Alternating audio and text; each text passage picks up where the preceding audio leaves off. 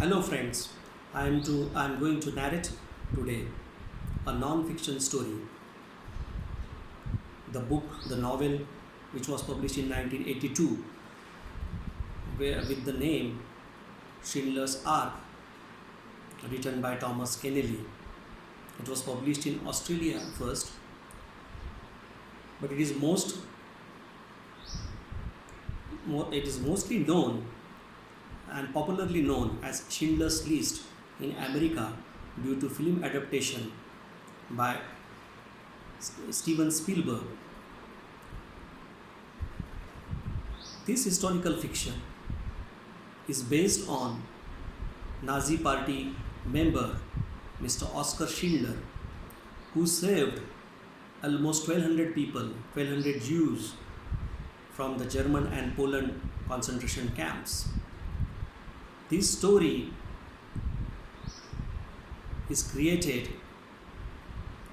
due to the inspiration of one Mr. Leopold Pepperberg, who inspired Thomas Keneally to write this historical fiction.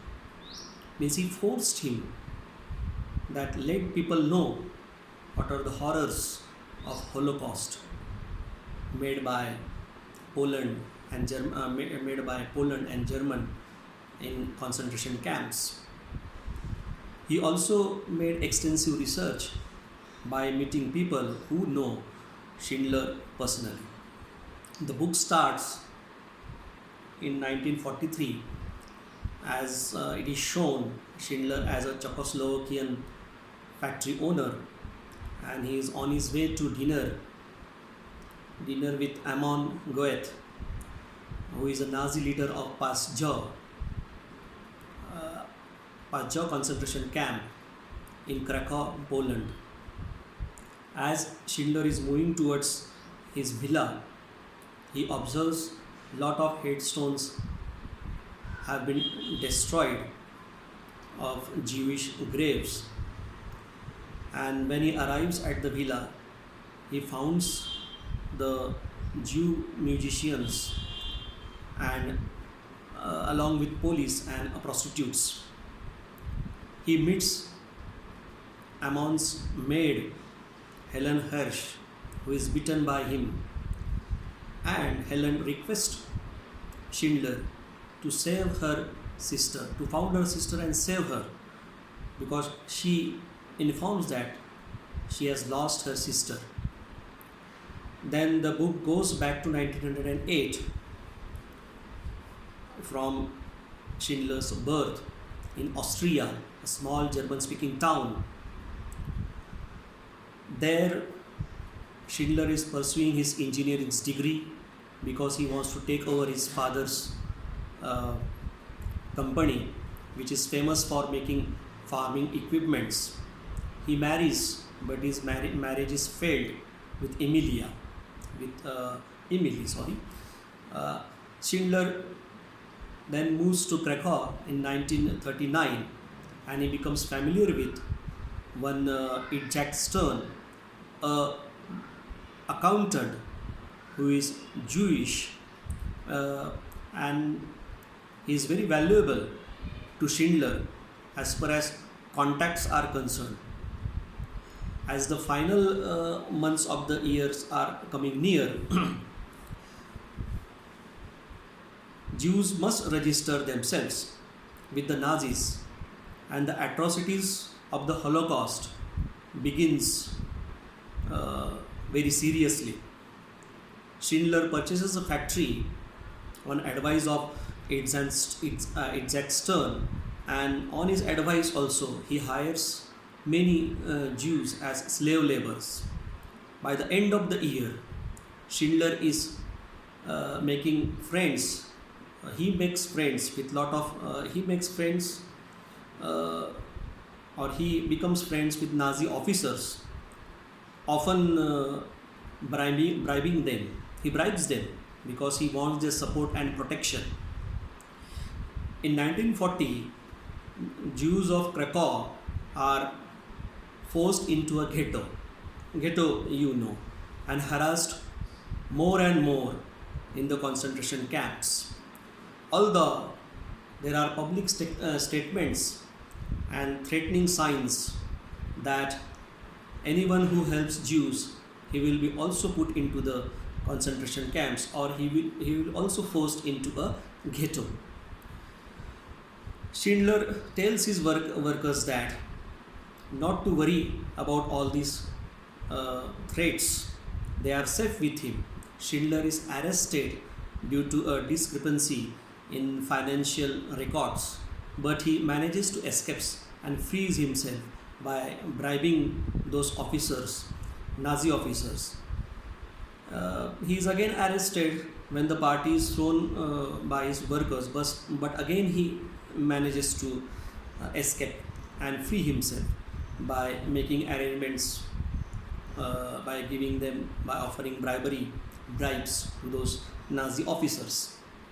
When Abraham Bankier, the Schindler's office manager, is missing, then Schindler saves him from the cattle car which is moving towards the concentration camp.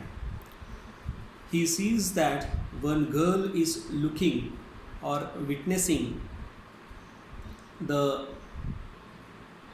Nazis shooting people and they are beating people to death.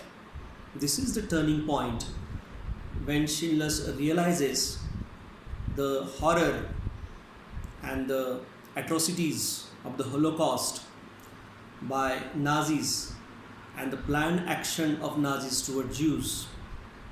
He goes to Hungary and informs Jews leaders that what is really taking place in the concentration camps.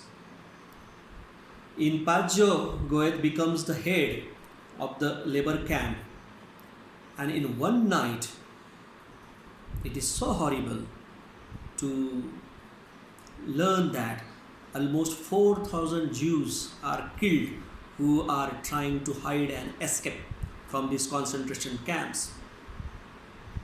You might be feeling very shocking after listening this story, by listening this story, that these things have really happened. Schindler makes a deal that 1,100 of Jews from Pajo, he will use them as laborers at his factory. There they receive better treatment from Schindler, and those who are taken from camp to Schindler's factory, the factory is known as Emalia, and then it is famous as Schindler's Jews. When it becomes evident that in 1944 Germany is almost going to lose the war, all of the Jews who were killed at Pajo are exhumed. Exhumed means they are brought into the daylight and their bodies are incinerated. Incinerated means they are completely burned down to ashes. How horrible it is. In all, more than 80,000 died at Pajo.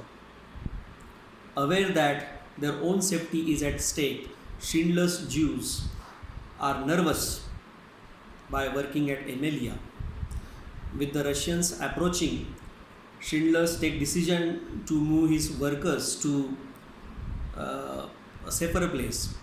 In Brunlitz, Czechoslovakia, he has produced their shell casings for the military, which are not useful products.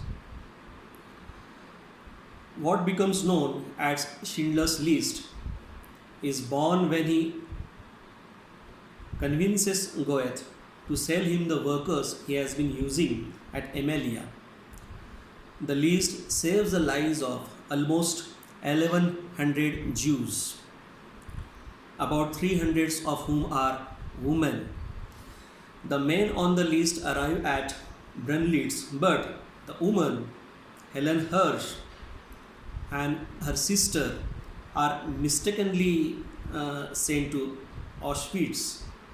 In Auschwitz, Schindler then able to pay officials for their release, means again he gives them bribe. making this the only time, and this is the only time that train left a death camp during the Holocaust, during this uh, horrors of Holocaust, carrying live passengers. Then almost during the duration of the war, Schindler continues to offer bribes to those in charge to keep Schindler's Jews alive. When the war ends, he then encourages the German guards from his factory just go and return to their families without any aggression, and gives whatever supplies remain to his workers. Schindler's Schindler afterwards find very less success in his profession after the war, and mostly dependent on support from his previous workers. His previous workers helped him in his last time, and he spends his last years in Germany and Israel, and finally dies at the age of 66 in 1974. So this was the short version from my side about the Holocaust, the information regarding the concentration camp and the ghetto,